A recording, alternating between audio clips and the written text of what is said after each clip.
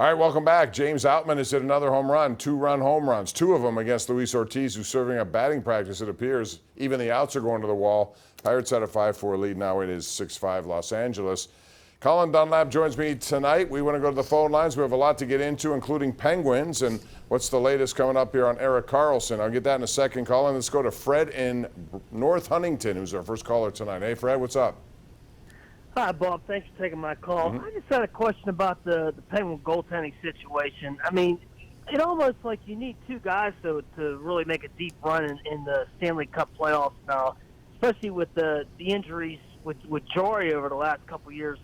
They give this guy 5 years as a starting goaltender. He's unproven, in my opinion. And then you go with Casey DeSmith.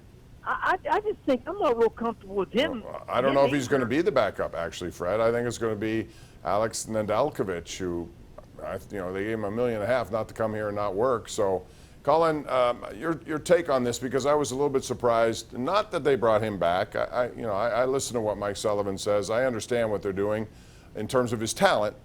He still has to prove a lot in the postseason, but I was surprised about 5 years. That's an awfully long term, I thought. I'm surprised about it all, honestly. I'm surprised they brought him back at all, and I'm surprised about the term even more so. If you sat down and you said take Kyle Dubas out of the situation, you just go around the National Hockey League, you talk to general managers, or you go around the National Hockey League and just talk to fans. Say, you tell me, you got 30 seconds. You tell me what Tristan Jarry has done to merit a 5-year extension. How many people could answer that in 30 seconds? How many people can come up with solid reasoning or 3 or 4 bullet points? Normally, when you extend a guy for 5 years, especially a goaltender, which is like a starting pitcher in baseball, you should be able to rip off 4 or 5 things of bullet points where you go, this reason, this reason. Bob, I can't come up with 2. I'm sorry. Well, the only 2 I would, on his all-star seasons, he was pretty good during the regular season. But he gets to the postseason, things change. He gave up some sloppy goals at the end of last year that cost him a chance to be in the playoffs.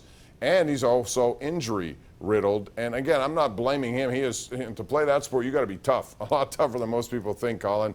You hang around with a lot of tough guys. To get to that level and to play that level, you're tough. But injuries do happen. And he seems to be prone to a lot of them. And I don't know if they can risk 5 years, $27 million basically guaranteed to a guy who may not be available on a regular basis. So that's the doubt for me.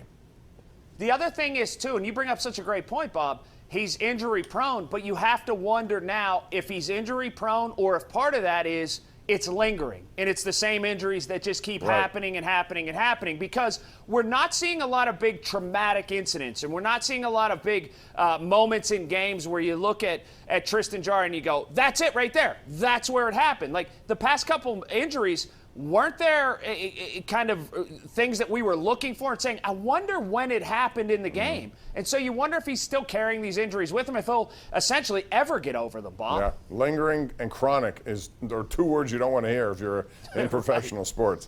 Frank in Moon Township is our next caller right here on the Ireland Contracting Nightly Sports Call. Go ahead, Frank. Hey, Bob. Hey, guys. Hey, I have a question. I read today they said the Dubas isn't done dealing yet. What do you think it would take for them to get Karlsson? It seems like everybody's talking. That's the hot topic. So what do you think it would take for them to get him? Another team to be involved, because they don't have enough to give. I don't think they do unless they trade Gensel, who has 1 year left on a contract. Do they want to bring him back? He's a pure 40-goal scorer, Colin. They don't have enough, and they also have to convince San Jose to eat more maybe than they want to eat. San Jose wants to get rid of that contract. Where do the Penguins put it? Yeah, it's going to take Gensel, and it's going to take a third team to get involved, and frankly, I don't think that they're willing or able to do it, and I just don't see Karlsson being here, Bob. No, I would agree.